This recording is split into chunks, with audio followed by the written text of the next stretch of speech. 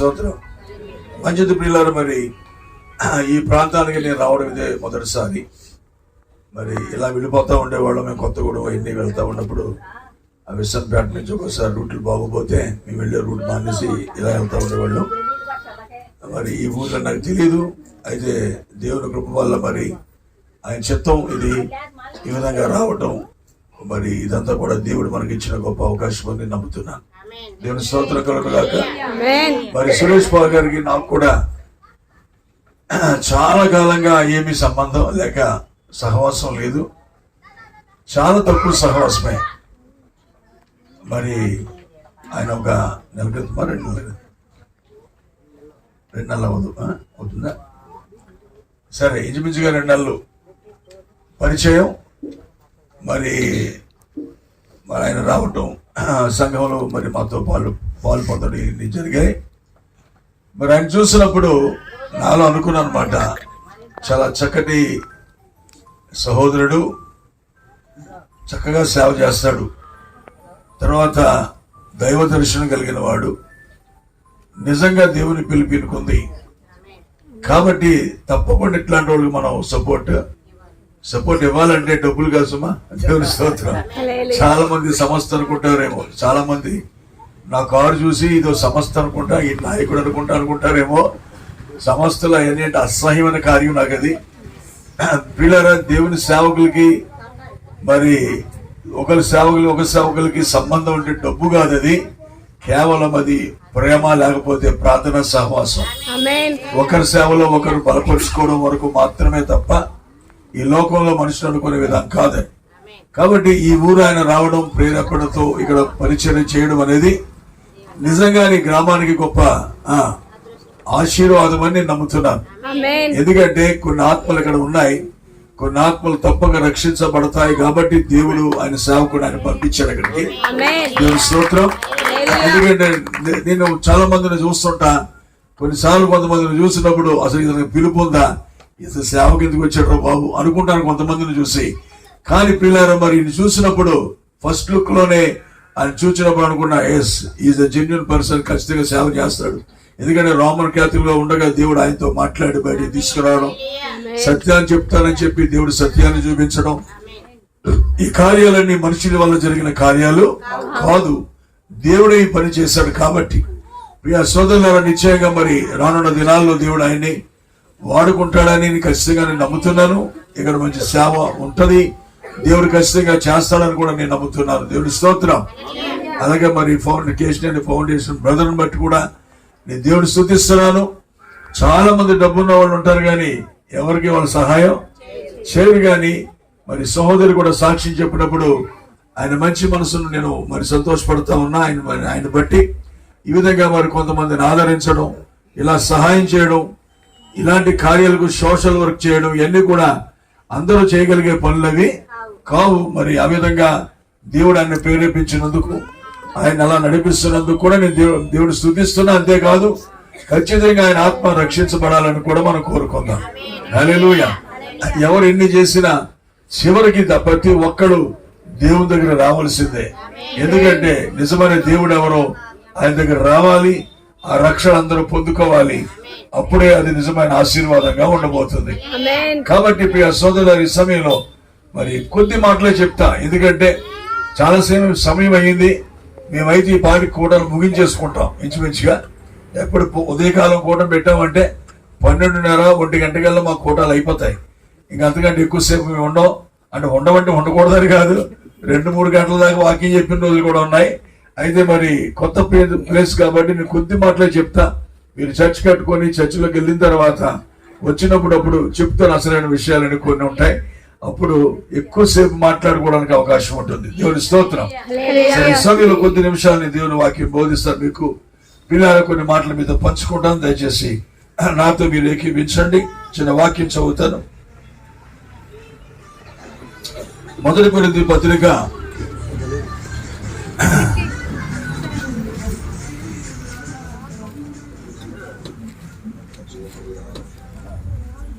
'దేవుని స్తోత్రం. సరే, దేవుని వాక్యం చదివేటప్పుడు, వాక్యం అంటే దేవుడే కాబట్టి లేచి నిలబడడం మర్యాదగా ఉంటుంది మనకి. అది ఒక సిద్ధాంతం కాదు, కానీ హల్లెలూయా. మొదటి కొరింథీ పత్రిక 15వ అధ్యాయంలో ఒక చిన్న మాట చదువుతాను. ఎక్కువ విషయాలు ఏం చెప్పను కానీ చిన్న మాట చూడండి. 15వ అధ్యాయం 19వ వచనం మాత్రం చదువుతున్నా. ఈ జీవిత కాలం మట్టుకే మనం క్రీస్తునందు నిరీక్షించు వారమైన ఎడల మనుషులందరి కంటే దౌర్భాగ్యులమై ఉందుము. మరో మాట కూడా చెప్తున్నా. 2వ కొరింథీ పత్రిక 4వ అధ్యాయంలో కూడా ఒక మాట చదువుతాను. 4వ అధ్యాయం 16వ వచనం నుంచి, కావున మేము అధైర్యపడం, మా బాహ్య పురుషుడు కృషించుచున్నాను, ఆంతర్య పురుషుడు దినదినము నూతన పరచబడుచున్నాడు. మేము దృశ్యమైన వాటిని చూడక అదృశ్యమైన వాటిని నిదానించి చూచుచున్నాము గనుక క్షణమాత్రముండు మా చులకని శ్రమ మా కొరకు అంతకంతకు ఎక్కువగా నిత్యమైన మహిమ భారమును కలుగు చేయుచున్నది. ఏవైనగా దృశ్యమైనవి అనిత్యములు, అదృశ్యమైనవి నిత్యములు. దేవుడి వాక్యమును మన కొరకు దీవించును గాక. చిన్న ప్రార్థన. పరిశుద్ధుడైన మా తండ్రి, కృపగల దేవాని స్తోత్రాలనైనా ఈ యొక్క దినమందు ప్రభా ఈ యొక్క గ్రామానికి తీసుకుని వచ్చినందుకు నీకు స్తోత్రాలు. మేము ఎక్కడికి వెళ్ళాలన్నా నీ చిత్తం అయితేనే తండ్రి, నీ చిత్తం కాకుండా వెళ్ళి మేము ఏమీ చేయలేము ఎక్కడ కూడా. ఈ రోజున ఈ విధంగా నువ్వు తీసుకుని వచ్చావంటే ఎవరో ఒక లూదియా ఉంటేనే కదా నాయన. దేవ ఖచ్చితంగా ప్రభా నువ్వు అట్టి కార్యము చేయగలవని మేము నమ్మి వచ్చాము అక్కడికి. నీ కుమారుడు మా సోదరుడు ప్రభా సురేష్ పాల్ని బట్టి నీ స్తోత్రాలు. ఆయన్ని ప్రభా మీరు ఓ దేవ పిలిచి ప్రభా పరిచర్య కొరకు ఏర్పాటు చేసుకొని దేవ ఈ ప్రాంతాన్ని తీసుకొచ్చావు నాయన. ఆయనకి సత్యాన్ని కూడా నువ్వు బయలుపరిచావు, కడవరి కాల వర్తమానము కూడా బయలుపరిచావు తండ్రి. నీకు స్తోత్రాలు. అందును బట్టి ఆయన సేవ చేస్తుండగా ఈ సేవ స్థిరపరచును ఆయన. తప్పక మీరు దీవించి ఆశీర్వదించండి. ఆయన ఇంకా బలంగా నడిపించండి, వాడుకోండి. అలాగే తండ్రి ముఖ్యంగా ఈ సమయంలో మరి ఇచ్చిన చిన్న కూడికను చూడండి. ఈ కూడిక నిమిత్తమై ఈ ఏర్పాట్లన్నీ చేసిన బ్రదర్ రమేష్ గారు నాయన, మరి కేశినేని ఫౌండేషన్ ప్రభా మరి ఆ యొక్క బ్రదర్ను బట్టి నీకు ఎన్నో స్తోత్రాలు ఆయన. దేవ నిశ్చయంగా ఆయన పట్ల నీ కృప ఉండును గాక. ఆయన చేసే ప్రతి కార్యము స్థిరపరిచిన ఆయన ఒక రోజున ఖచ్చితంగా ఆయన హృదయం నీపై సంపూర్ణంగా తిరుగుటకు సహాయం చేయండి. గొప్ప కార్యం చేయ తండ్రి. నాయన ఈ సమయంలో చిన్న కూడిక మీరు దీవించాలి. ఎన్నిక లేని వాడిని నేనేం చేయగలను వీరి గురించి ప్రభా. వారి హృదయాల్లో ఏముందో అది నువ్వు తెలుసు కనుక, నీకు తెలుసు కనుక నువ్వు మాట్లాడాలి తండ్రి. మా మధ్యలో మీరుండాలి ఆయన. మీ ఆత్మీయ కదలాలి తప్ప మనుషులుగా మేమేమి చేయలేము దేవా. ఓ రాజు ఖచ్చితంగా నీ మాటలు వీరికి దయచేయి. మీరే వారితో మాట్లాడి బలపరచండి. అవసరమైన మాటలు దయచేయండి. చదవబడిన వాక్యాన్ని దీవించండి. ఎన్నిక లేని వాడిని బలహీనుని నన్ను బలపరచండి. బలమైన నీ ఆత్మతో నన్ను నింపి అభిషేకించండి. నీ గొప్ప మాటలు పంపించి కృప చూపండి. యేసు క్రీస్తు నామములో ప్రార్థిస్తున్నాను తండ్రి, ఆమేన్. కూర్చోండి. దేవునికి స్తోత్రం కలుగును గాక. గట్టిగా చెప్దామా? హల్లెలూయా. పిల్లలు నేను చాలాసేపు చెప్పను. నేను కూడా కొత్త మీకు, మీరు నా కొత్త మనుషులు అందరూ కూడా. అయితే దేవుడు అన్ని అరిగిన వాడు కాబట్టి మరి ఆయన మీతో మాట్లాడాలని నేను కోరుకుంటున్నా, నేను ఆశపడుతున్నా. ఎందుకంటే మనుషుడు మనిషితో మాట్లాడితే జరిగేది ఏది కూడా ఉండదు. జోగి రాసుకుంటే బూడిద అన్నట్టు ఉంటది. కానీ దేవుడు మాట్లాడితే మన జీవితాలు మార్చబడతాయి, మన కళ్ళు తెరవబడతాయి. కనుక ఎప్పుడు కూడా మరి ఒక సేవకుడు వైపు చూడద్దు, కానీ దేవుడే మాట్లాడాలని చెప్పి కోరుకోండి. దేవుడు మాట్లాడతాడు. దేవుని స్తోత్రం. ఇక్కడ కొద్ది మాటలు చెప్పి నేను ముగిస్తాను పిల్లరా. చాలాసేపు ఏం చెప్పను కానీ మీరు కొంచెం ఓపికగా వినండి. ఎందుకంటే 1 గంట అయిందంటే ఇది ఇంచుమించు అందరికి భోజనాల టైం ఇది. సరే అయినప్పటికీ ఏం పర్వాలే, ఒక అరగంట అన్నా 30 గంట అన్నా ఎంతోసేపు చెప్తా. దేవుని స్తోత్రం. మీరు వినలేరు అనుకుంటే కనుక మీరు ఆ మాట అనకముందే నేను ముగించేస్తా. ఎందుకంటే ఆటోమేటిక్ నాకు అర్థం అవుతుంది మీ పరిస్థితి. సరే ఇక్కడ చూద్దాం. ఇక్కడ ఈ అపోస్తలుడు పౌలు గారు మాట్లాడుతూ చక్కటి మాటలు చెప్పాడు ప్రియులారా. చాలా విషయాలు చెప్పాడు. అవన్నీ చాలా లోతైన విషయాలు. అవన్నీ గురించి చెప్పడం గురించి కాదు నేను చేసింది ఈ వాక్యాన్ని, కానీ ఒక చిన్న మాట మీతో పంచుకోవాలని ఆశపడతా ఉన్నా. ఈ జీవిత కాలం మట్టుకే మనం క్రీస్తునందు నిరీక్షణ గలవారం అయితే మనుషులందరి కన్నా మనం ఎంతో దౌర్భాగ్యులమై ఉందుము అనే మాట చెప్పాడు. నిరీక్షణ అనే మాట it's a very powerful word. నిరీక్షణ అనేది సామాన్యమైనది కాదు. ఒక మనిషిలో ఒక నిరీక్షణ అంటూ ఉంటే ఆ మనిషి చావడం, చాలా మంది ఊరేసి చచ్చిపోతారు, రైలు కింద బొలపెట్టి చచ్చిపోతారు, లేదా ఏదో మందు తాగి చచ్చిపోతారు. అంటే దే హ్యావ్ నో హోప్. వారికి అసలే నిరీక్షణ, ఆశ లేదు జీవితం మీద. ఇంకా నా భర్త ఇట్టాడు, నా భర్త అంటాడు, అది ఇలా అయిపోయిన అలా అయిపోయిన భార్యను మోసగించిందని చెప్పి అనుకొని చాలా మంది జీవితాలు ముగిస్తా ఉంటారు. కారణం ఏంటంటే వారికి ఏ రకమైన ఆశ లేదు, లేక నిరీక్షణ లేదు వారికి. కానీ క్రైస్తవులైన మనము ఎన్ని కష్టాలు వచ్చినా చచ్చిపోవాలనిపించదు మనకి. ఎందుకు అనిపించదు అంటే మనకు ఒక నిరీక్షణ ఉంది. దేవుని స్తోత్రం. ఏంటా నిరీక్షణ అంటే ప్రియులారా, ఈ భూమి మీద ఉన్న వాటి గురించి కాదు మన యొక్క నిరీక్షణ. ఎంతమంది నమ్మారు ఈ మాట? హల్లెలూయా.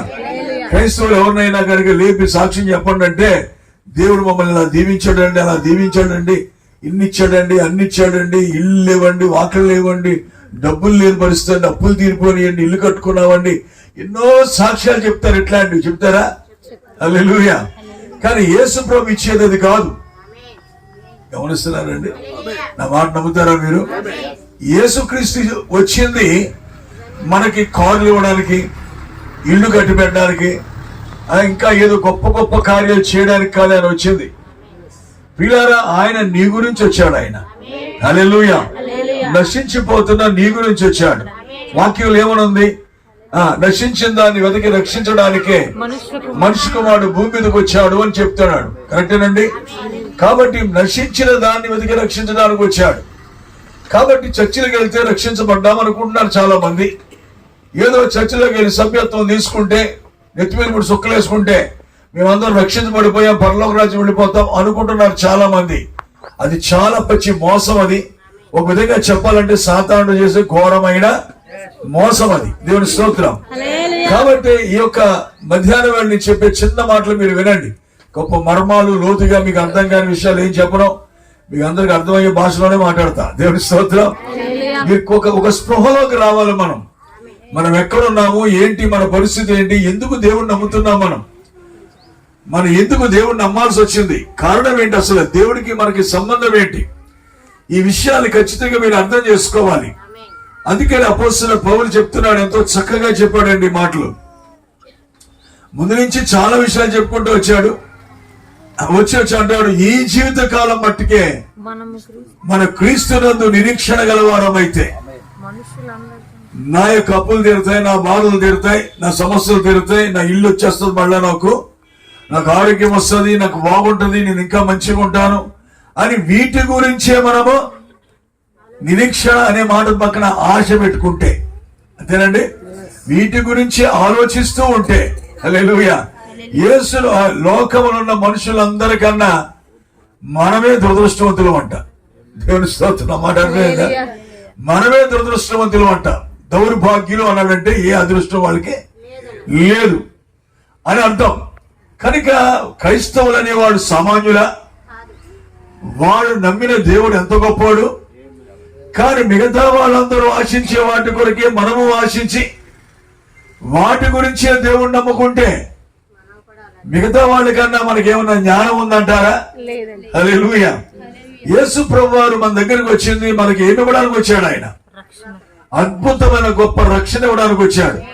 దాని గురించి వివరిస్తాను మీకు కొన్ని విషయాలు, జాగ్రత్తగా మీరు గ్రహించండి ప్రియులారా. ఎందుకు అంటే ఇక్కడ మీరు అర్థం చేసుకుంటే ఈ జీవిత కాలంలో ఉన్న కార్యాన్ని పొందుకోవడానికే దేవుని దగ్గరికి మనం రాలేదనేది మొదటిగా మీరు అందరూ గ్రహించాల్సిన విషయం. ఎందుకంటే చాలా మంది వారు అనుకున్న కోరికలు తీరకపోతే కొద్ది రోజులు దేవునితో నడిచి మళ్ళా దేవుణ్ణి విడిచిపెట్టేసి పోతారు. కారణం ఏంటంటే వారు అసలు ఏమి పొందుకున్నాక వచ్చారో వాళ్ళకే తెలియదు. దేవుని వాక్యం మాట చెప్తుంది, వెదకోండి మీకు ఏమి ఎదుగుదాం. గట్టిగా చెప్పాలి నాకు. దేవుడిని ఎందుకు వెతకాలి? దేవుని స్తోత్రం. సాధారణంగా వెతకడం అంటే అర్థం ఏంటి? వెతకడం అనే మాటలో అర్థం ఏంటంటే ఏది పోగొట్టుకుంటామో దానికోసం వెతుకుతా ఉంటాం. మనం ఇంట్లో సామాను పెట్టి ఏదో వస్తువు ఎక్కడ దగ్గర పెట్టి ఏం మర్చిపోతాం, తర్వాత ఏం చేస్తాం, ఆ బట్టలు తీసి ఈ బట్టలు తీసి ఆ పెట్టెలు తీసి తగ్గ వెతికేస్తా ఉంటాం. అసలు ఏది పోగొట్టుకున్నావో మర్చిపోతే నువ్వేం వెతుకుతావు? మాట్లాడాలి నాతోటి. చెప్పండి మీరు, అసలు పోగొట్టుకున్నది ఏంటో నీకు తెలుసా? పోగొట్టుకున్నది ఏంటో తెలిస్తే అది దొరికిందో లేదో కూడా నీకు అర్థమవుద్ది. పోగొట్టుకున్నదే ఏంటో నీకు తెలియనప్పుడు దేన్ని వెతుకుతావు, దేన్ని పొందుకుంటావు? దేవుని స్తోత్రం. నేడు మన క్రైస్తవ లోకం యొక్క విధానం ఇలాగే ఉంది. వారు ఏం వెతుకుతున్నారో వారికే అర్థం కావట్లే. సమస్తము కలిగిన దేవుడిన మన తండ్రి, సమస్తము కలిగిన దేవుడు, లోకములో ఉన్న సమస్తము కన్నా గొప్పవాడు ఆయన, ఐశ్వర్యవంతుడైన దేవుడు, కృపలో ఐశ్వర్యవంతుడు ఆయన. వీళ్ళారా, ఈ లోకములో ఉన్న సమస్త డబ్బు దగ్గర పోగేస్తే ఆయనతో ఏది సాటి కాదండి. అంత గొప్ప దేవుడు మనకుండగా మనం ఇంకా చాలా నీచమైన విషయాల్ని, తక్కువ సంగతుల్ని వెతుకుతూ పోతే ఏ దేవుడి వల్ల నీకు నాకు కలిగే ప్రయోజనం ఏంటి? ఇంకో మాట కూడా చెప్తా మీకు. దేవుని స్తోత్రం. నేను ప్రసంగం చేయట్లే, నెమ్మదిగా మీతో మాట్లాడుతున్నాను. దేవుని స్తోత్రం. ఇంకో చక్కటి మాట చెప్తా చూడండి.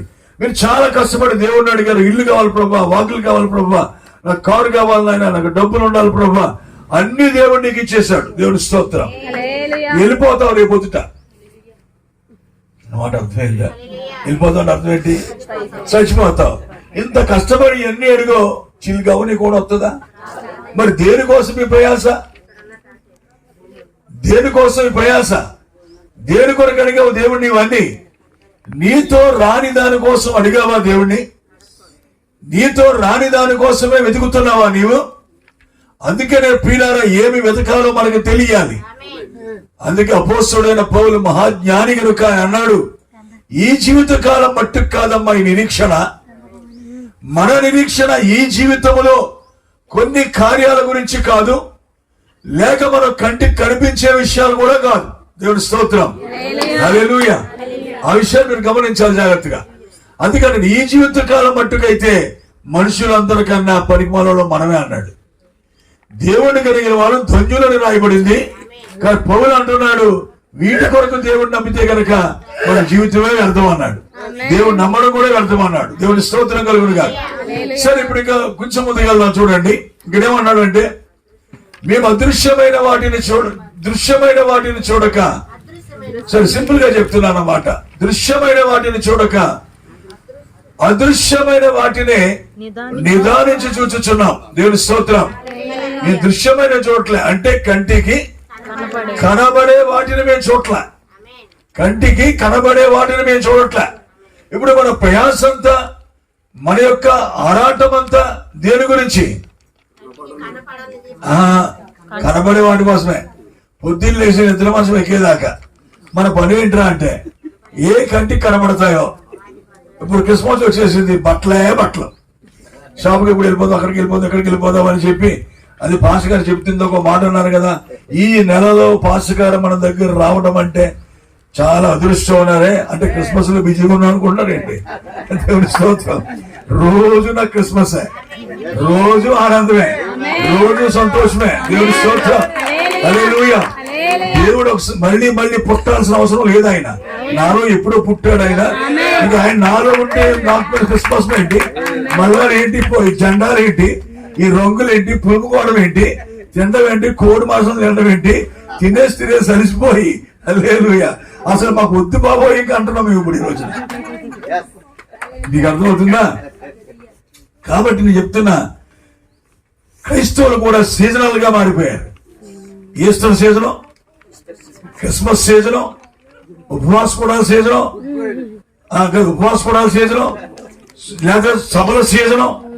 ఈ సీజన్ లో వాయించే వాళ్ళకి కూడా మంచి బిజీ, పాస్టర్లకి బిజీ. పిల్లరా, అసలు ఎవరికి ఖాళీ ఉండదు. అసలు ఇవన్నీ పనికి మాల పనులు అంటున్నాను నేను. కారణం ఏంటి తెలుసా? అసలు దేవుడు ఎందుకు పిలిచాడో మనకు అర్థం కాక వ్యర్థమైన వాటి కోసం ప్రయాసపడతా ఉన్నాను ఈ రోజు. మీరు దేవుని బిడ్డలారా, ఏదన్నా మీరు ఆచారం చేయండి.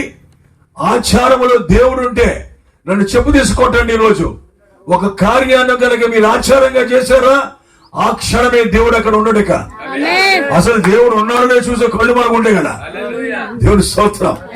దేవుడు మనం నడిపిస్తున్నాడో లేదో, దేవుడు మనతో ఉన్నాడో లేదో, అసలు మనం గ్రహించగలిగే స్థితిలో లేవు ఈ రోజున. పాస్టర్ని దేవుడే వాడుకుంటున్నాడా, దెయ్యమే వాడుకుంటుందా, అది కూడా చాలా మందికి తెలియదు ఈ రోజున. నేను చెప్పే తప్ప అమ్మా? సైతాన్ని వాడుకునే పాస్టర్లు కూడా ఉన్నారా? ఖచ్చితంగా ఉన్నారు. దేవుడు వాడుకునే సేవకులు ఉన్నారు. వాళ్ళని గుర్తించే బాధ్యత మీది. దేవుని స్తోత్రం. వాళ్ళు గుర్తించగలిగే బాధ్యత మీదంటే వారికంటే మీకు ఎక్కువ జ్ఞానం ఉండాలి, వారికంటే ఎక్కువ ప్రార్థన మీకు ఉండాలి. కనుక గంగిరెద్దుల్లాగా కేవలం పాస్టర్ గారు ఏం చెప్తుంది బుర్ర ఊపేసి వెళ్ళిపోవడం కాదు. ఓకేనండి, వాక్యము చదవాలి. బైబిల్ ఎంతమంది పూర్తిగా చదివారు? ఒక్కరు చేయొద్దని చూద్దా. ఇద్దరు. దేవుని స్తోత్రం. ఎన్నిసార్లు చదువుకుంటారు? 3 సార్లు చదివారంట. నేను 40 సార్లు ఎన్నోసార్లు చదువుకుంటాను ఇప్పటికి, కానీ ఇప్పటికి కొత్తగా ఉండదు బైబిల్లో. దేవుని స్తోత్రం. హల్లెలూయా.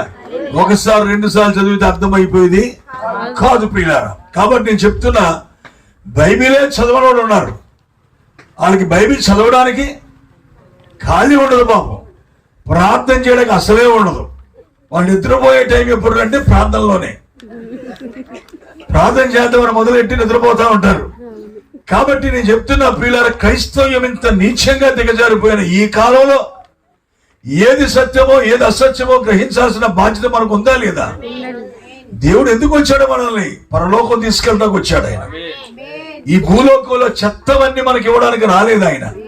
ఈ లోకంలో ఎన్ని గొప్ప ఉన్నా అవన్నీ వ్యర్థమైన కార్యాలు ఈ రోజున.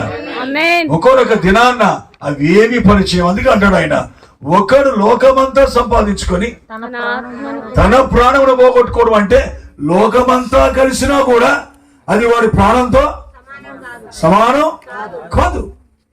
నీ ప్రాణం అంత విలువైంది, నువ్వంత విలువైన దానివి సోదరుడా, నువ్వంత విలువైన వాడు అయ్యా.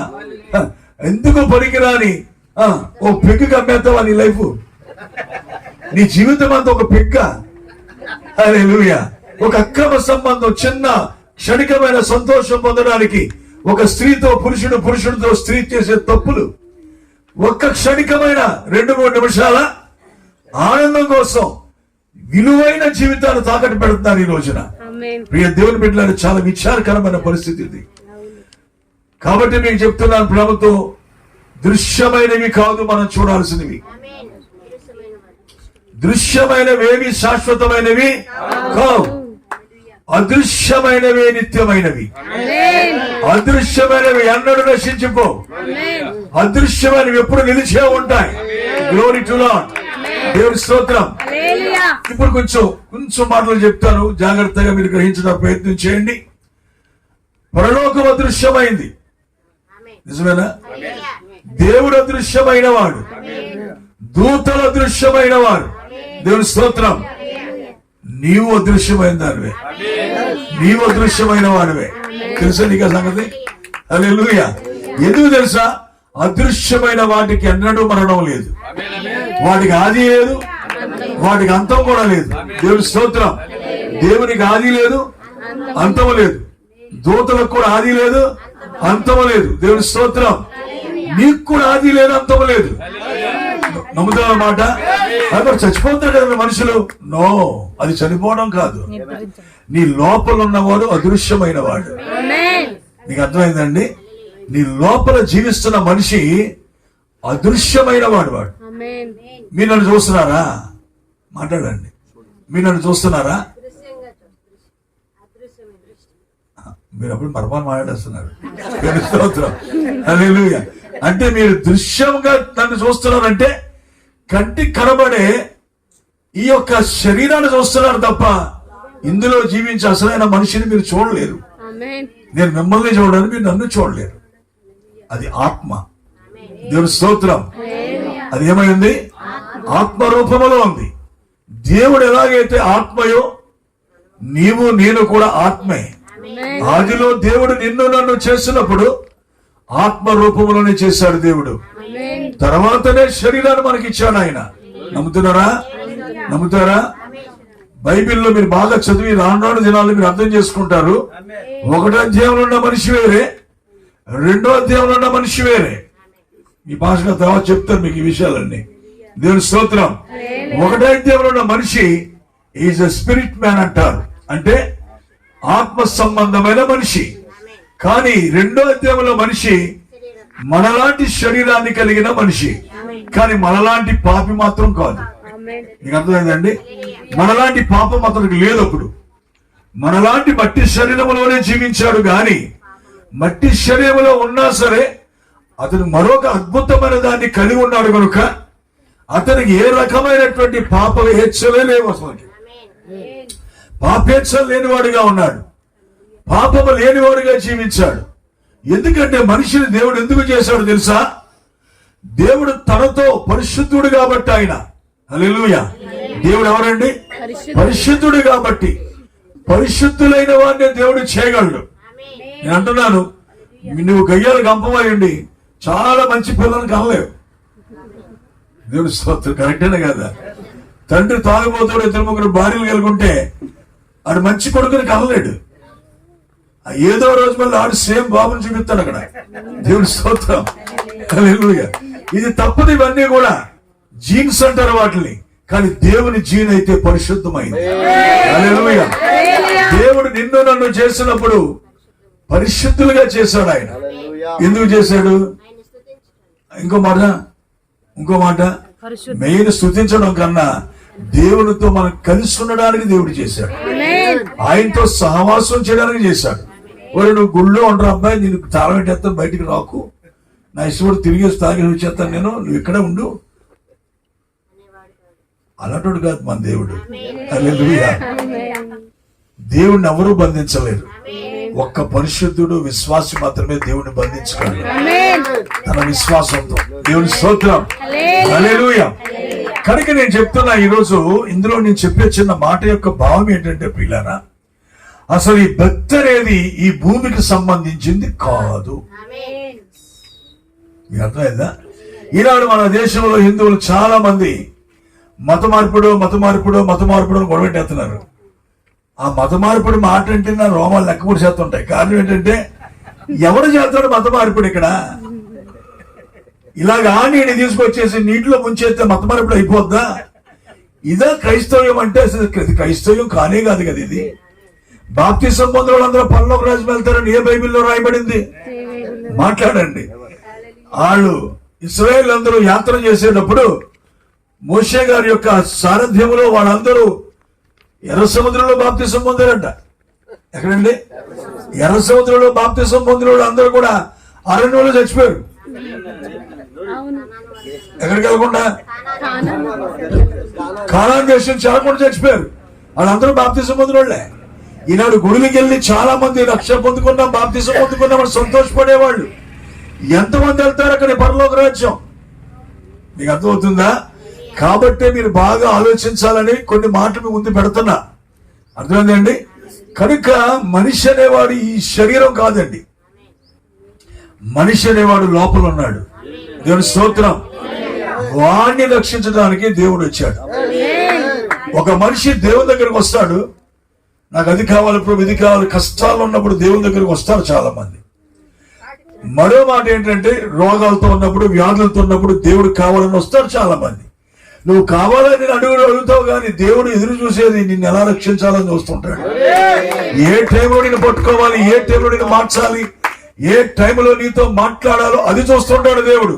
నువ్వైతే గొంతెలంలా ఎన్ని కోరుకుంటుంటావు, నాకు అది, నాకు ఇది, నాకు ఇది కావాలి, అది కావాలంటావు. అవన్నీ ఇవ్వడం దేవునికి కష్టమా? క్షణాల్లో దేవుడు ఇవ్వగలడు. దేవుని స్తోత్రం కలుగునుగా. కానీ ఆత్మ రక్షించబడడం చాలా గొప్పది. దేవునికి మహిమ కలుగునుగా. కాబట్టి ఈ మధ్యాహ్నం వేళ మీరు వాక్యం వింటున్నారు. కొన్ని విషయాల్ని ఖచ్చితంగా మీరు మీ జీవితంలో అర్థం చేసుకొని పిల్లారు. పౌలు గారు అజ్ఞాని కాదు, మహాజ్ఞాని, దైవ సంబంధమైన జ్ఞానం కలిగిన వాడు. ఎవరు చూడలేని కార్యాలు చూశాడు.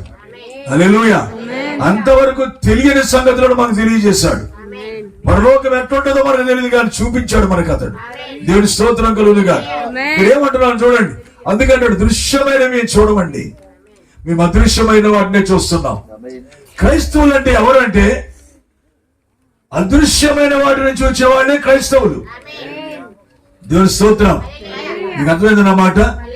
అదృశ్యమైనవి చూసేవాళ్ళే క్రైస్తవులు. ఈ భూమి మీద కంటికి కనబడుతున్న వాటన్నిటిని చూసి మాకు దేవుడు అలాగిచ్చాడు ఇలాగిచ్చాడు అని చెప్పి ఆనందపడిపోయి సంతోషపడిపోయిన వాడు ఎవరు కూడా క్రైస్తవులు కాదు. అసలు నిజ క్రైస్తవుడు అనేవాడు ఈ భూమి మీద ఉన్న కార్యములు చూసి ఆనందించేవాడే కాదు. వాడికి ఏం సంతోషపడదు వాటిని బట్టి ఉండాలి అన్ని, కానీ నాకు పరలోకం దీనికన్నా గొప్పది, ఆ రక్షణ చాలా గొప్పది, అది నేను పొందుకోవాలి, దాన్ని సంపాదించుకోవాలని చెప్పి దాని కొరకు ఎదురు చూస్తూ ఉంటాడు. దేవుని స్తోత్రం కలుగును గాక. ప్రియులారా, ఇక్కడ నేను మీకు చెప్పే విషయాలు ఇవే. ఏంటంటే మనలో ఒక ఆత్మ ఉంది. ఈ ఆత్మ శరీరమును దాల్చి భూమి మీద కొంతకాలం జీవించింది కదా. ఆదాము అలాగే జీవించాడు. దేవుడు ఆదాముని చచ్చిపోవడానికి చేయలే, తనతో నిరంతరం ఉండాలని చేసుకున్నాడు. కానీ ఆదాములో ఏం ప్రవేశించింది? పాపం అనేది ప్రవేశించినప్పుడు ఆదాము పడిపోయాడు. ఎప్పుడైతే పడిపోయాడో ఆటోమేటిక్ గా మనిషి దేవునికి అయిపోతాడు. మీకు అదే చెప్తున్నా, పాపం చేసే ఏ ఒక్కడు దేవుని దగ్గర రాలేడండి, దేవుడితో సహవాసం కలిగి ఉండలేడండి. కనుక పాడైపోయి నశించిపోయిన ఆత్మ ఆదాము ఆ రోజున జరిగిన కార్యం మీ అందరికీ తెలిసింది. అవ్వ మాట విని ఆదాము చేసిన పొరపాటుకి వారిద్దరు కూడా దేవునికి దూరం అయిపోయారు. సహవాసం అనేది ఎవరెవరితో చేస్తారు? ఏ జాతి వాళ్ళు ఆ జాతితోనే సహవాసం చేస్తారు. అంతేనండి. హల్లెలూయా. డబ్బుల కోసం ఎక్కువ ప్రయాసపడే పాస్టర్లు అందరి కోసం గ్రూప్ ఉంటారు. వాళ్ళు హౌ టు ఎర్న్ మనీ, ఎలా సంపాదించాలి బాగా అని పాస్టర్లు అందరూ గ్రూప్ లో ఉంటారు. ఆత్మీయంగా జీవిస్తూ సంఘాన్ని బాగా నడిపించుకోవాలనుకునే వాళ్ళందరూ ఆరో గ్రూప్ గా ఉంటారు. దేవుని స్తోత్రం కలుగును గాక. విశ్వాసులు కూడా అంతే, అంతేనా కదా? వాళ్ళకి తగిన వాళ్ళతోనే సహవాసం చేస్తారు. అందుకే నువ్వెవరో చెప్పే ముందు నీ స్నేహితుడు ఎవరో చెప్తే నీ బతుకంతా బయటపడిపోద్ది. ఎందుకంటే చీకటి వెలుగుతో పొత్తు పెట్టుకోలేదు, చీకటి వెలుగుతో సహవాసం చేయలేదు. కాబట్టి ఆ జాతి ఒకటైతేనే, ఆ నేచర్ లేక ఆ స్వభావం ఒకటైతేనే చేయగలరు, గాని అందరితో సహవాసం చేయలేరు. కనుక దేవుడు కూడా నీతో సహవాసం చేయాలనుకుంటే నువ్వు కూడా పరిశుద్ధులై ఉండాలిగా. దేవుడి స్తోత్రం. కాబట్టి దేవుడు ఒక అపవిత్రుడిని పాపిని చేసి నీతో నీ సహవాసం చేస్తాను ఎట్లా చెప్పగలడు దేవుడు? కాబట్టి ఆదిలో దేవుడు మనుషులు పరిశుద్ధులుగానే చేశాడు, దేవుని కుమారులుగా దేవుని కుమార్తెలుగా చేశాడు దేవుడు. ఎంతో చక్కటి కృపది. ఆ ఏదైనా తోటను ఆలోచించుకుంటే హల్లెలూయా ఎంత ఆనందమో. మరణమే లేని జీవితం, దుఃఖమే లేని జీవితం, ఇంకా చెప్పాలంటే చెమటే పట్టని జీవితం అది. ఈనాడు మనకి అంటే ఏసీ కావాలి. అక్కడ ఏసీ లేకుండా దేవుడు నేచురల్ ఏసీ పెట్టాడు అక్కడ. దేవుడి స్తోత్రం కలుగునుగా. హల్లెలూయా. ఎంతో అద్భుతంగా ఉన్న జీవితం అది. అద్భుతంగా ప్రతిరోజు దేవుడు మనిషి కలిసి సహవాసం చేశారా లేదా? చేశారు. ప్రతి చల్లపూట దేవుడు వారు నడుచుకుంటూ వస్తుంటుంటే ఆ యొక్క అద్భుతమైన ఆత్మ ఆ తోటలో కదులుతున్నప్పుడు ఆకులు చప్పుళ్ళు వచ్చాయట. ఎండిపోయిన ఆకుల యొక్క చప్పుళ్ళు వస్తా ఉంటుంటే వెంటనే ఆదామములు సంతోషపడిపోయి దేవునికి ఎదురెళ్ళి, దేవుని స్తోత్రం, వారు దేవుని దగ్గరికి వెళ్ళగలరా? వెళ్ళగలరు. ఎందుకంటే వెళ్ళగలిగే స్థితిలో వాళ్ళు ఉన్నారు. హల్లెలూయా. వెళ్ళగలిగే పరిశుద్ధత వారి దగ్గర ఉంది. వాళ్ళెవరో కాదు, దేవునిలోని భాగమే వాళ్ళు. దేవుడే సొంతంగా ఆయన కొరకు చేసుకున్న బిడ్డల వారు. ఆయనతో సహవాసం చేయడానికే దేవుడు ఏర్పరచుకున్నాడు వారిని. దేవుని స్తోత్రం. హల్లెలూయా. అయితే ప్రియ సోదరులారా, మరి ఎప్పుడైతే మరి ఆ సాయంత్రం వచ్చినప్పుడు వాళ్ళు కలిసి మాట్లాడుకొని దేవుడు వెళ్తా ఉండేవాడు, వీరు ఆనందంగా ఉంటూ ఉండేవారు. అందుకే అంటున్నాను, ప్రతి క్రైస్తవ కుటుంబంలో ప్రతిరోజు సాయంత్రం కుటుంబం అంతా కలిసి ఏం చేయాలి? ప్రార్థన చేయాలి వద్దా? దేవుని స్తోత్రం. మన ప్రార్థనా సమయాలన్నీ సెల్ ఫోన్ తినేస్తున్నాయి, లేదా టీవీలో సీరియల్ తినేస్తున్నాయి. కరెక్టేనండి.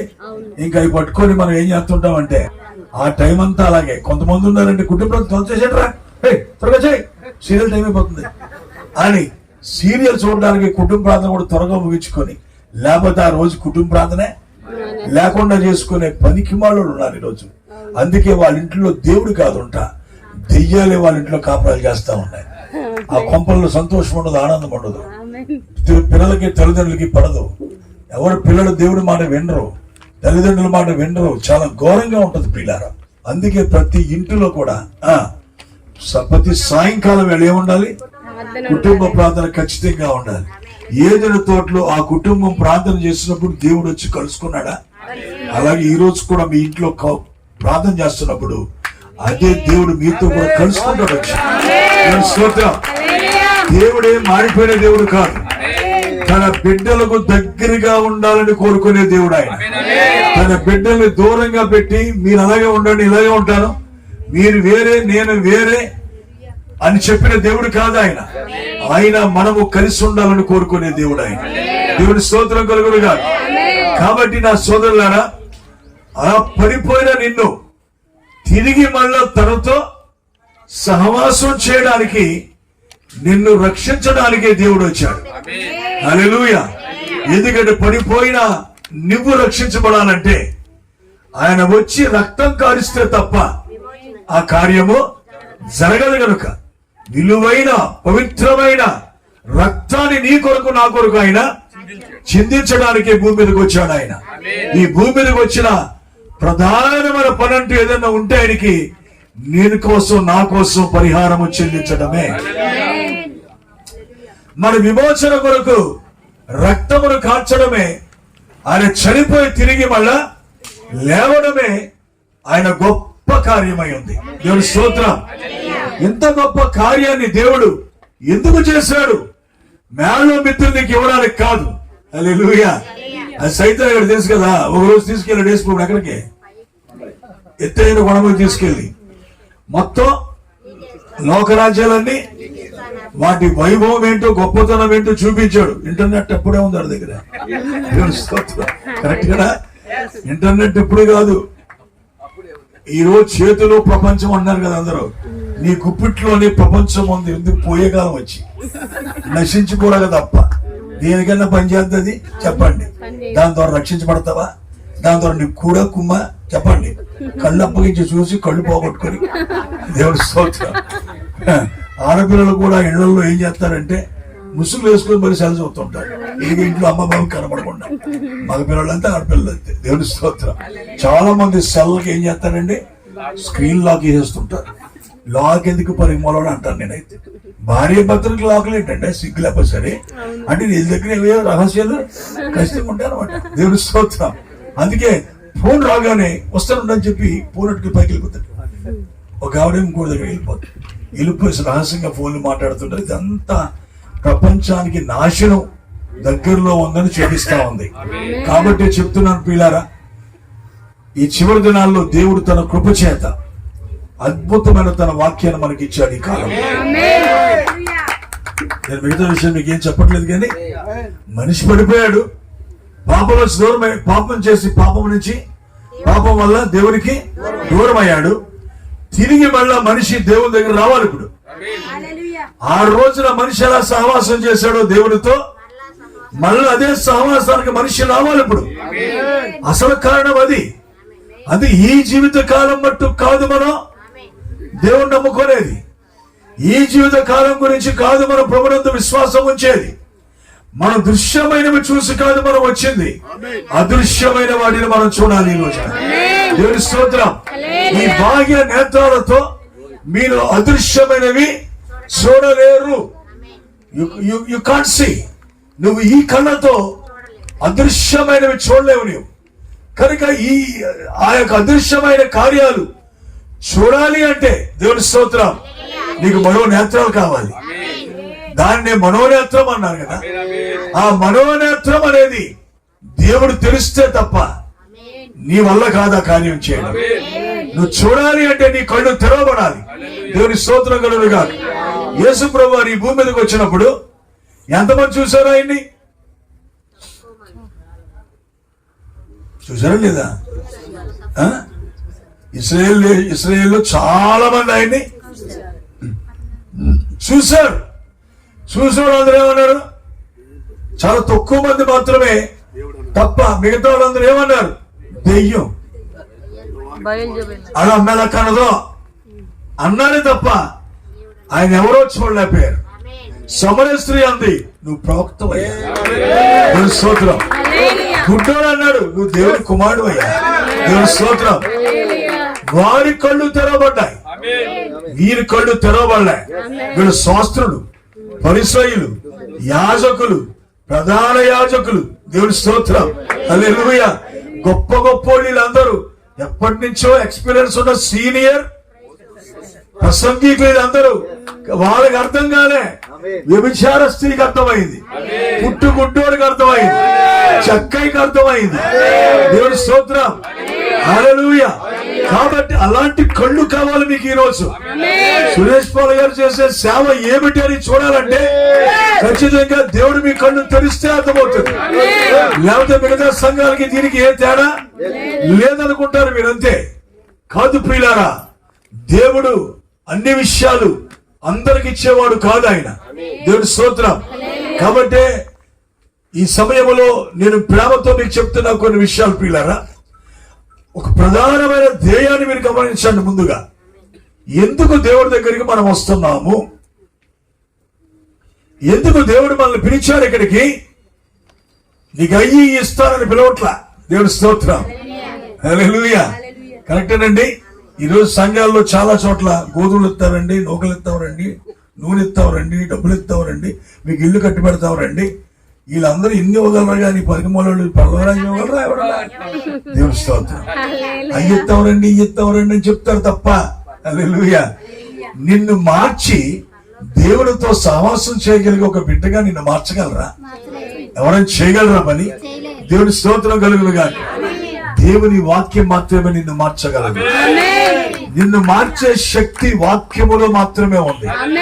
అందుకే అన్ని రకాల ఆశీర్వాదాలు, శక్తి కలిగిన వాక్యాన్ని దేవుడు ఈ రోజున తన ప్రియమైన ప్రజలకు దేవుడిస్తా ఉన్నాడు. హల్లెలూయా. నిజంగా దేవుని చెంతకు వెళ్ళాలి, దేవునితో ఉండాలని కోరుకునే వాళ్ళు ఎవరున్నారో వారికి ఆయన ఏమీ ఒక్కర్లే. దేవుని స్తోత్రం. ఒక్క వాక్యం కనుక వారికి దొరికిందంటే సమస్త ఆశీర్వాదాలు అందులోనే దాచిపెట్టాడు. దేవుని స్తోత్రం. సమస్తం అందులో ఉంటాయి పిల్లారా. మీకు తెలియదే ఒకేలా, నాకు తెలుసు కనుక చెప్తున్నా, అనుభవిస్తున్నా కనుక చెప్తున్నా. ఆ యొక్క వాక్యం శక్తి సామాన్యమైంది కాదు. దేవుని స్తోత్రం.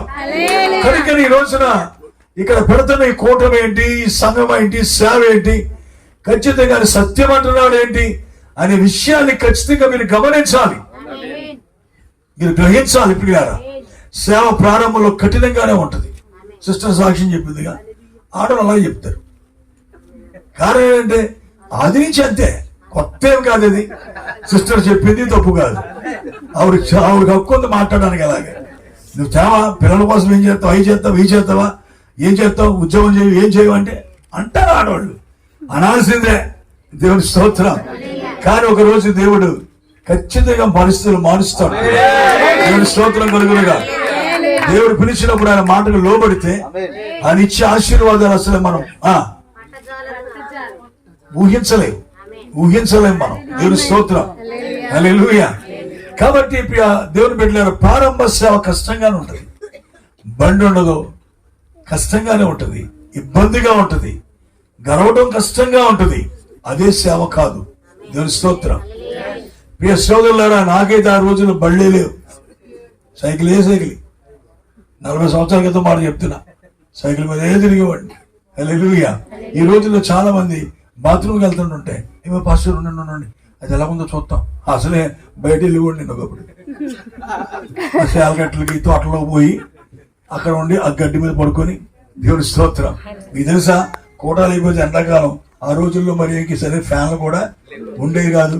ఆ టైంలో వేసి అక్కడి శుభ్రం గడ్డి వేసుకొని, గడ్డి మీద పరక వేసుకొని, ఆ పరక మీద పడుకొని తెల్లారు వేసుకొని ప్రసంగం చేసేవాడు. దేవుని స్తోత్రం. హల్లెలూయా. నేను వాకింగ్ చెప్తుంటే అందరూ కూర్చుంటే వరుసగా కిందే కూర్చోవాడు, కుర్చీ మీద కూర్చోవడం కాదు. పిల్లలు మరి ఇప్పుడు నన్ను ఎవరు కింద కూర్చోనట్లేదు. ఇప్పుడు నేను చర్చిలో కూడా కింద కూర్చుంటాను, నేను కింద కూర్చొని ప్రార్థన చేసుకుంటాను. ఇప్పుడు కూడా శనివారం ఉపవాసం ఉంటే ఉపవాసంలో కనీసం కింద కూర్చొని ప్రార్థన చేసుకుంటాను. నాకు ఇష్టం అది చాలా. మోకాళ్ళ ప్రార్థన నాకు చాలా ఇష్టం. కానీ ఇప్పుడు మోకాళ్ళు వేసేంత శక్తి లేదు.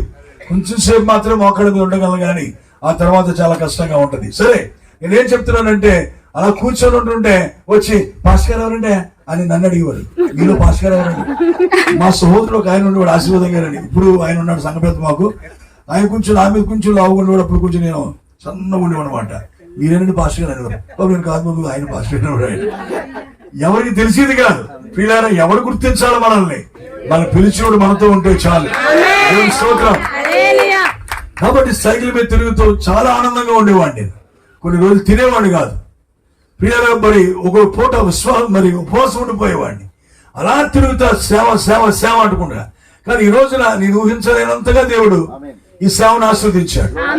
ఒకరిని చేయి చాపకుండా, హల్లెలూయా, ఎవరిని నోరు తెరిచి చిన్న మాట కూడా అడగకుండా, హల్లెలూయా.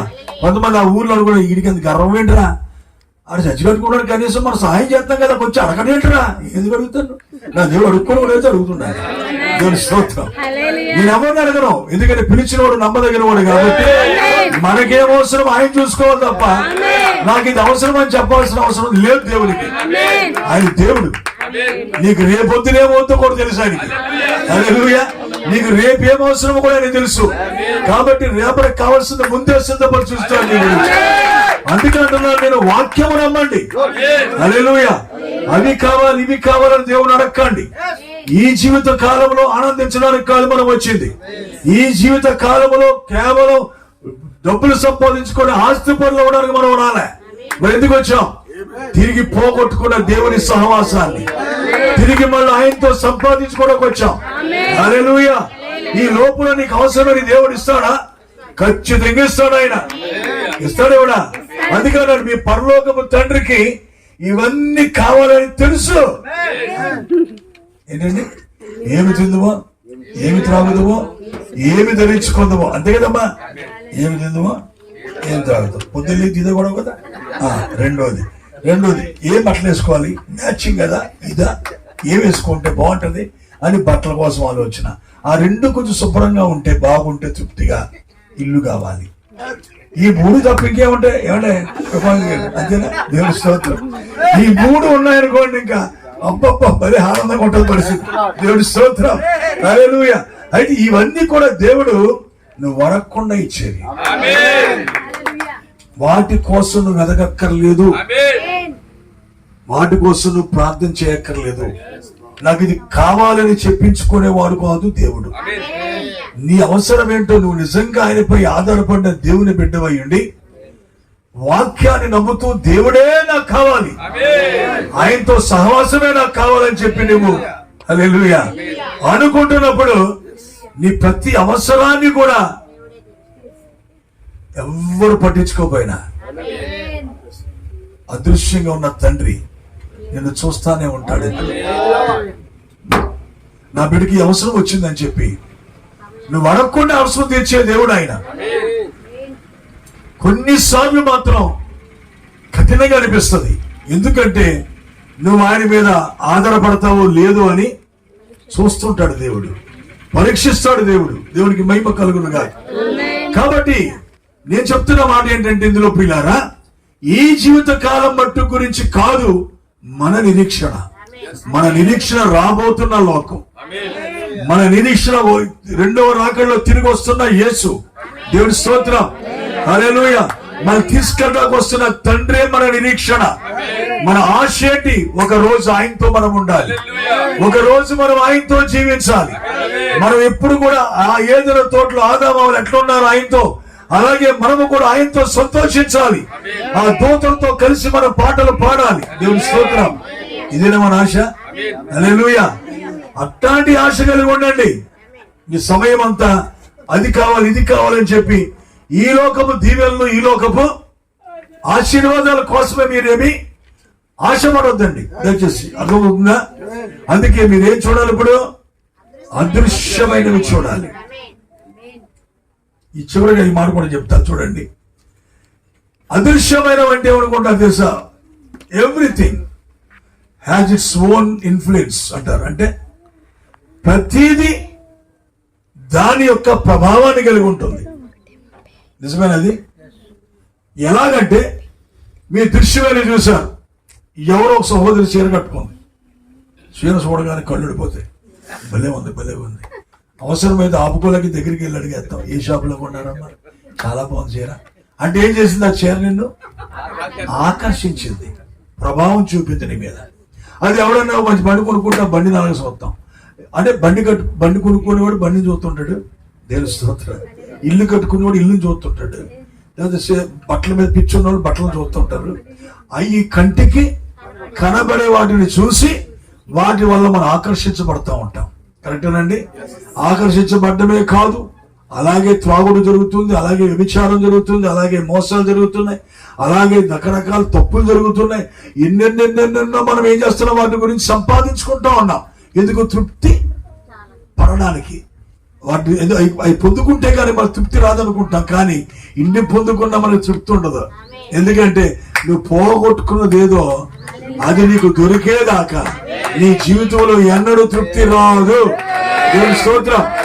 ఇప్పుడు గమనించాం. అలాగే అదృశ్యమైన వాటికి కూడా ప్రభావం ఉందా? అదృశ్యమైనవి కూడా ఆకర్షిస్తాయా? చెప్పండి నాకు. ఖచ్చితంగా ఆకర్షిస్తాయండి. అందుకే అబ్రహాం అన్నాడు, ఇదిగో అబ్రహామా, కుడికి ఎడమకి తిరుగు, ఉత్తరానికి దక్షిణానికి చూడు. దేవుని స్తోత్రం. ఈ పాలస్తీనా దేశం అంతా నీదనయ్యా, స్వాధీనపరుచుకో, అనుభవించు, నువ్వు నీకే. దేవుని స్తోత్రం. అనేటప్పటికీ అబ్రహాం అన్నాడు, ప్రభువా ఈ నాకెందుకు నాయన, నువ్వు దేనికి శిల్పివో దేనికి నిర్మాణకుడువో ఆ పట్నం కావాలా, నాకు ఇది వద్దు అన్నాడు. అర్థమైంది నా మాట? అంటే అదృశ్యమైంది అతన్ని ఆకర్షించింది. అదృశ్యమైన దాని ప్రభావం అతని మీద ఉంది. దాన్ని దాటి వెళ్ళలేకపోయాడు. అపోస్తలుడు పౌలు కూడా అంతేనా? ఎప్పుడైతే దమస్కులో నడబడే వీధిలో హల్లెలూయా దేవుడిని కలుసుకున్నాడో ఆ ప్రభావం అతన్ని ఆకర్షించి ఎవరు కొట్టినా ఎవరు తిట్టినా, బెత్తాల దెబ్బలైనా కొరడాల దెబ్బలైనా చివరికి మరణమే అయినా నేను యేసుని విడిచిపెట్టనన్నాడు. అంతగా పట్టుకుందా ప్రభావం. దేవుని స్తోత్రం కలుగునుగా. కాబట్టి చెప్తున్నాను ప్రియులారా, బైబిల్ సామాన్యమైంది కాదు. హిందువులు మాట్లాడుతున్నారు ఈ రోజున బైబిల్ గురించి చాలా చెత్త మాట్లాడుతూ ఉన్నారు. వారిని దేవుడు క్షమించుగాక అంటాను నేనైతే. ఎందుకంటే వారికి తెలియదు పాపం, తెలియక మాట్లాడుతూ ఉన్నారు. దేవుడు గొప్పవాడు సుమా. కనుక మన భక్తి మన విశ్వాసము ఈ లోక సంబంధమైంది కాదు.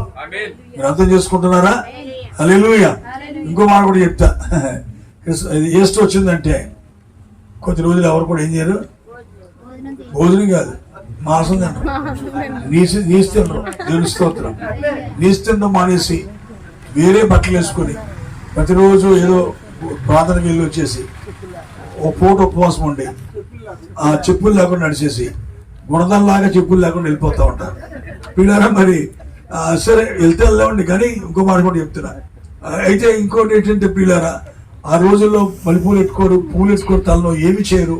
అదైతే ఇలా చేసుకొని 40 రోజులు అయిపోయిన తర్వాత మొత్తం 40 రోజులు ఒకసారి చేస్తారు, ఒకసారి అయిపోదు. ఆడికి తెలియక నల్ల బట్టలు తెల్ల బట్టలు వేసుకున్న రాళ్ళు. నువ్వు ఏ బట్టలు వేసుకుంటే ఏంటి? నువ్వు దేవుడు చేసేది నీ అంతరంగంలో మార్పు తప్ప. హల్లెలూయా. అర్థమైందండి? పగలంతా ఉపవాసం ఉంటారు, సాయంకాలం మిర్చి టీ తాగేస్తారు. మిర్చి తినేసి టీ తాగేసేసి హ్యాపీగా ఉంటారు మళ్ళా. అర్థమైంది? ఈ ఒక పూట ఉపవాసాలు అక్కడ లేవండి. మీకు అర్థమైంది? అందుకే క్రైస్తవ్యాన్ని పెడదారులు పట్టించి చాలా మంది పాస్టర్లు వారి స్వార్థం కోసం నేను అంటున్నా, మేము చెప్తున్నాం ఏమని, ఈ లోకం గురించి కాదమ్మా దేవుడు నమ్మేది. మరి ఏం చేస్తారు? మాట్లాడరే ఆదిలో ఏం చేస్తారు? మరి అమ్మ అది కాదు ఇది కాదు అలా కాదు ఇలా కాదు, ఇచ్చిందంతా ఇటు పోగేసుకుంటుంటాడు. నీకు అర్థమైంది నా మాట? ఇలాంటి వాళ్ళు ఉన్నారు లేదా? 3 మంది ఉన్నారు ఈరోజు. చెబుతున్నారు కానీ వారు ఎందుకు సేవ చేస్తున్నారో వారికే తెలియట్లే. చివరికి వీళ్ళందరూ ఏమవుతారు ప్రియులారా? పాస్టర్లు చాలా మంది బలకట్లు అయిపోయారు ఈ రోజున. అర్థమైందన్నమాట? బలకట్టు అంటే అర్థం ఏంటి? యువతల నుంచి అవతల దాటెత్తదు, కానీ అది దాటది ఎప్పటికీ అందులో ఉంటుంది. అలాగే ఈ సమయంలో చాలా మంది సేవకుల జీవితం అట్లా అయిపోయింది. డబ్బులో పడి కుర్తులో పడి నెలకలాగా కొట్టుకుంటా ఉన్నారు ఈరోజు. డబ్బు డబ్బు డబ్బు డబ్బు అంతే. వాడి బతుకంతా డబ్బులాగే ఉంటుంది, దశభాగాలే ఉంటుంది. అయ్యో నేను పిలుచుకొని జాబులు ఎత్తుకుంటే హల్లెలూయా, నీకేమొచ్చినా చూసుకొని బాధ్యత ఎవరిదే? ఆ కంపెనీ వాడిదే. జీతం కూడా ఎవరు ఇవ్వాలి? ఆడే ఇవ్వాలి. దేవుని స్తోత్రం. అలాగే దేవుడు పిలిచి మనల్ని పెట్టుకుంటే, సేవలో పెట్టుకుంటే ఇవన్నీ ఎవరు ఇస్తారు? ఆయన ఇస్తాడు. ఇస్తాడు ఆయన, అడగాల్సిన అవసరమే లేదు. ఎంతమంది మాటతో ఎగిపిస్తారు అంటేనా? హల్లెలూయా. కాబట్టి మీరు కూడా అంతేనా? పాస్టర్లకేనా? విశ్వాసులు కాదా? దేవుడిని పిలిచి నేను రక్షించుకున్నాడంటే ముదిమి వచ్చే వరకు, నువ్వు చచ్చిపోయి పెట్లో నిన్ను పెట్టేదాకా, దేవుని స్తోత్రం, ప్రతి విషయాన్ని పట్టించుకునేవాడు ఆయనే. నమ్మకమైన దేవుడు ఆయన. నిన్ను విడువడు, ఎడబాయని చెప్పిన దేవుడు. దేవుడికి స్తోత్రం కలుగును కాదు. కాబట్టి ఈ రోజంతా మీకు చెప్పింది ఒకటే ఒక చిన్న మాట, మీరు ఈ భూ సంబంధమైన వాటి మీద మనసు పెట్టకండి. నీ భక్తి దానికి సంబంధించింది కాదండి. ఓకేనా? ఈ భక్తి ఈ లోక సంబంధమైన కార్యాల గురించో ఈ సంబంధమైన విషయాల గురించో సంబంధించింది ఇది కాదండి. నో, కేవలం భక్తి అనేది నీ లోపల ఉన్న ఆత్మకు సంబంధించిన కార్యం. దేవుని స్తోత్రం. నీ లోపల ఉన్న ఆత్మకు సంబంధించిన కార్యం. హల్లెలూయా. ఇలా హిందువులు మత మార్పులను గొడవ పెడుతున్నారు. తీసుకెళ్లి కుక్క నీటిలో ముంచేవనుకోండి, అది బయటకు వచ్చినా కూడా ఏంటది? కుక్క అవుద్ది. అలాగే ఒక మారు మనసులను తీసుకెళ్లి మత మార్పుడే నువ్వు బాప్తిసం పొందావంటే 100 రూపాయలు ఇస్తాను పొందేసాడు, ఏమవుద్ది? కుక్కే అవుతుంది. అదే మత మార్పుడా? అలాగే వీళ్ళు తీసుకెళ్లి బొట్టెట్టేసి, నీకు నిలువును బొట్టెట్టేసి జై శ్రీరామ్ అంటే నువ్వు మళ్ళీ హిందువు ఎలాగైపోతారు? అసలు దేవుడు అనేవాడే దీనికి సంబంధించిన కాదు, నీ లోపల ఉన్నవాడికి సంబంధించిన. దేవుని స్తోత్రం. నీ లోపల ఉన్న ఆత్మకు సంబంధించిన కార్యమే. నీ లోపల ఉన్న ఆత్మ కొరకు నువ్వు ఆలోచించాలి. పిల్లల తప్పుడుగా చాలా మంది లేనిపోయి నిందలేస్తూ క్రైస్తవ్యాన్ని ఏదేదో అని దూషిస్తా ఉన్నారు. పిల్లలు ఎవరిని బలవంతంగా మార్చజాలరు. దేవుని స్తోత్రం. రోజు భార్య మొత్తుకొని తాక్కయ్య బాబు తాక్కయ్య బాబు, నేను నా పిల్లలు అన్యాయం అయిపోతాం తాక్కయ్య బాబు అంటే అది మారుతాడా? చెప్పండి. ఇప్పుడు పాస్టర్ గారు మారినైతే మారిపోతారా? పోయి నువ్వు బాప్తిసం పొందే ముందు జబ్బు తగ్గిపోతాను ముంచేసి కూడా ఉన్నారు కొంతమంది. నువ్వు బాప్తిసం పొందేసామంటే తాగుడు పోతుంది నీకు అంటాడు. ఆడు పొందేశాను కదా అని ఇంకా ఎక్కువ కఠిన మనసు తెచ్చుకొని ఇంకా ఎక్కువ తాగడం స్టార్ట్ చేస్తాడు. నిజంగా చూడండి, ఈ కార్యాలు ఎవరిని మార్చవండి. నిన్ను సృష్టించిన దేవుడు, నిన్ను ప్రేమిస్తున్న దేవుడు నిన్ను దర్శిస్తే తప్ప, నీ ఆత్మ ఆయన ఆత్మను కలుసుకుంటే తప్ప నువ్వు మారవు. వెంటనే 10 సంవత్సరాలు 20 సంవత్సరాల నుంచి 30 సంవత్సరాల నుంచి 10 సంవత్సరాల నుంచి నువ్వు చర్చికి వెళ్ళినా నువ్వు అలాగే ఉంటావు. Until you meet God. దేవుని నువ్వు కలుసుకునేదాకా, దేవుడు నీతో మాట్లాడేదాకా, నీ ఆత్మను దేవుడు దర్శించేదాకా నీ జీవితం మారనే మారదు. పైకి నువ్వు వస్తువులు తీయొచ్చు, పైకి నువ్వు చర్చికి వెళ్ళి బాప్తిసం పొందొచ్చు, కుర్చీలో కూర్చొని వినేసి వచ్చేయచ్చు, కానీ you can't change, you cannot change your life. దేవుణ్ణి నువ్వు కలుసుకోవాలి. నీ ఆత్మ దేవునికి దూరం అయింది, ఆ ఆత్మ మళ్ళా దేవుని దగ్గర రావాలి. దేవుణ్ణి కలుసుకోవాలి ఒక రోజు. అప్పుడు మాత్రమే నీ జీవితంలో ఒక మార్పు ప్రారంభమవుతుంది, నీ జీవితం మలుపు తిరుగుతుంది. కాబట్టి ఈ యొక్క మధ్యాహ్న వేళ వాక్యం వింటున్న మీరందరూ కూడా ప్రియులారా, ఎలాంటి క్రైస్తవులుగా మనం ఉన్నాం మీరు గమనించండి. ఎలాంటి క్రైస్తవులుగా మీరు జీవిస్తున్నారో అర్థం చేసుకోండి. పైకి ఆదివారం ఆరాధనకి వెళ్ళి వచ్చే వాళ్ళకి ఉండిపోదామా? దానికే దేవుడు పిలిచాడా నిన్ను నన్ను? నో, నిన్ను ఆయనతో ఉంచుకోవాలని, ఆయన బిడ్డగా నీవు ఉండాలని. పిల్లారా, మరి తిరిగి ఆయన నీవు కలిసి సహవాసము చెయ్యాలని. ఎంతకాలం? యుగ యుగాలు, తరతరాలు ఆయన్ని నిన్ను ఎవరు విడదీయలేరు. ఇక అలాంటి గొప్ప స్థితికి దేవుడు తీసుకెళ్ళడానికే నిన్ను నన్ను పిలిచాడు. అలాంటి మనిషిగా నిన్ను మార్చి ఆయనతో సహవాసం చేసే ఒక వ్యక్తిగా నిన్ను సరిదిద్దడానికే ఈ గ్రామానికి సురేష్ పాల్ గారిని దేవుడు పంపించాడు. దేవుని స్తోత్రం. ఆయన మాట వినండి, ఆయన చెప్పేది వినండి జాగ్రత్తగా. ప్రార్థన చేయండి, వాక్యమో కాదు అని దేవుడు చెప్పింది మీరు వెంటనే చేయండి. దేవుని స్తోత్రం. హల్లెలూయా. అది దేవుని మాట నీ హృదయాన్ని తాకి నువ్వు మార్చబడాలని దేవుడిని ఒత్తిడి చేస్తే ఆ సమయాన్ని మాత్రం నిర్లక్ష్యం చేయొద్దు. ఆ సమయం కనుక దాటిపోయావో తిరిగి మళ్ళీ దాన్ని పొందుకోలేవు నీ జీవితంలో, చాలా కష్టమైపోద్ది. కాబట్టి ప్రియులారా, తప్పక ఈ చిన్న కూడికలో ఈ చిన్న మాటను జాగ్రత్తగా గ్రహించి మీరు ఎందుకు భక్తి చేస్తున్నారో అర్థం చేసుకోండి. యథార్థంగా ఉంటున్నామా? పాపం లేకుండా ఉంటున్నామా? పవిత్రంగా ఉండగలుగుతున్నామా? మన ఆలోచనలు పవిత్రంగా ఉన్నాయా? చూపులు పవిత్రంగా ఉన్నాయా? పవిత్రంగా ఉన్నాయా? ఏది క్రైస్తవ్యమా? ఆ మనిషిని అలాగే ఉంచడానికి దేవుడు పిలిచాడా? అలా పాపిగా ఉండడానికే వచ్చామా? నో. మన జీవితంలో మార్పు రావాలి. హల్లెలూయా. ఖచ్చితంగా మారాలంటే నీ వల్ల నా వల్ల కాదది, ఆయన మాత్రమే చేయగలడు దాన్ని. అందుకే ఆయన దగ్గరికి వచ్చి ఆయన మాట వినండి. ఆయన మాట వింటే తప్పనిసరిగా నీ జీవితంలో అద్భుత కార్యం చేస్తాడు దేవుడు. దేవుని స్తోత్రం కలుగునుగా. కనుక ఈ జీవిత కాలం మట్టుకే క్రీస్తునందు మన నిరీక్షణ ఉంచొద్దండి. మన నిరీక్షణ ఈ భూ సంబంధమైంది కాదు. మన నిరీక్షణ ఈ లోకంలో కనబడే విషయాలు కాదు. ఈ నిరీక్షణ బంధుత్వాలు బాంధవ్యాలు కాదు. ఈ నిరీక్షణ పరలోకపు నిరీక్షణ, పరలోకమును సంపాదించుకునే నిరీక్షణ, ఆయన్ని కన్నులారా చూడాలొక రోజు అనే నిరీక్షణ. దేవుని స్తోత్రం. అదృశ్యమైనవే మనకు కావాలి ఈరోజు. అదృశ్యమైనవే మనకు శాశ్వతమైనవి. అదృశ్యమైన వాటినే దేవుడు నీకు నాకు సిద్ధపరిచాడు ఈ రోజు. దేవునికి మహిమ కలుగునుగా. కాబట్టి అదృశ్యమైన వాటిని చూచే స్థితికి వద్దాం. అదృశ్యమైన వాటిని చూచే స్థాయికి మనం ఎదుగుదాం ప్రియులారా. నా కళ్ళు తెరువు నాయనా. హల్లెలూయా. కళ్ళు తెరిచి ఆ అదృశ్యమైనవి చూడగలిగే కృప నాకు దయచేయి అని ప్రభువుని అడుగుదామా? God bless you. దేవుడు నిశ్చయంగా మిమ్మల్ని అందరినీ దీవించి ఈ మధ్యాహ్న కాలం ముందు దేవుడు మిమ్మల్ని ఆశీర్వదించి ఆ స్థితిలోకి దేవుడు మీరు అందరిని నడిపించును గాక. God bless you. చూసుకొని ప్రభువా నిజమే కదా నాయన, ఎప్పటి నుంచో చర్చికి వెళ్తూ వస్తున్నాను తప్ప నా జీవితం లాగే ఉంది, ఏమీ మారలేదు నాయన. నా పరిస్థితి ఇట్లాగే ఉండిపోతుంది.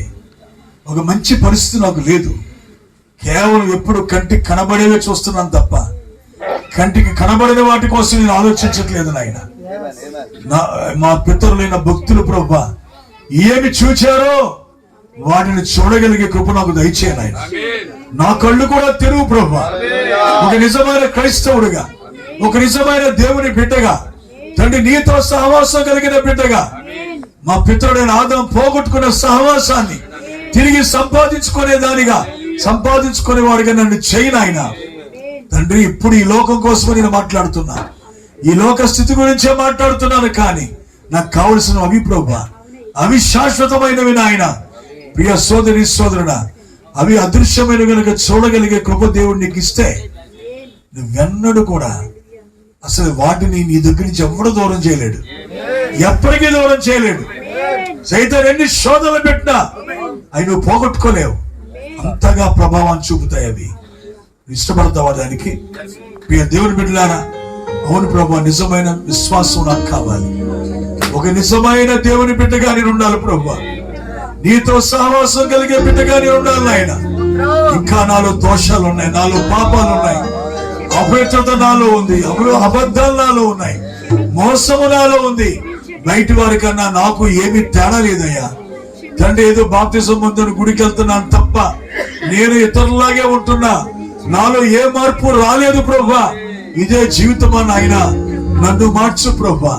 నా కళ్ళు తెరవాలి, నీవు నేను ఎక్కడున్నా నేను చూసుకోవాలి. ఈరోజు నా పరిస్థితి నాకు అర్థం అవ్వాలి నాయన. నాతో మాట్లాడయ్యా.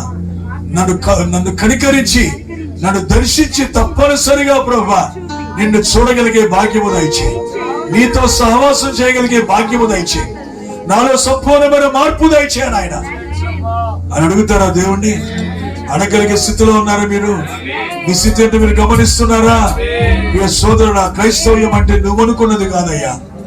క్రైస్తవ్యం అంటే నువ్వు అనుకున్నది కాదు సోదరి, నువ్వు ఊహించుకున్నది కాదు. క్రైస్తవ్యం అంటే అది లోక సంబంధమైనదే కాదు, అది పరలోక సంబంధమైనది. దాన్ని చూడగలగాలి నీవు. ఈ రోజు ఎంతమంది నిజంగా చూడాలని నేను కోరుకుంటున్నాను ఆయన. ఆ నిజమైన జీవితంలోకి నేను వెళ్ళాలని ఆశపడుతున్నాను ప్రభా. నా జీవితం మార్చబడాలని నేను కోరుకుంటున్నాను యేసయ్య. నాకు సహాయం చేయని చెప్పి అడిగే వాళ్ళు ఎవరైనా ఉన్నారు ఇక్కడ? అడిగే వాళ్ళు ఉన్నట్లయితే మీ కుడి చేయి పైకెత్తి చూపించండి. మీకోసం నేను ప్రార్థన చేస్తాను. సోదరి సోదరు ఎవరైనా సరే నాకు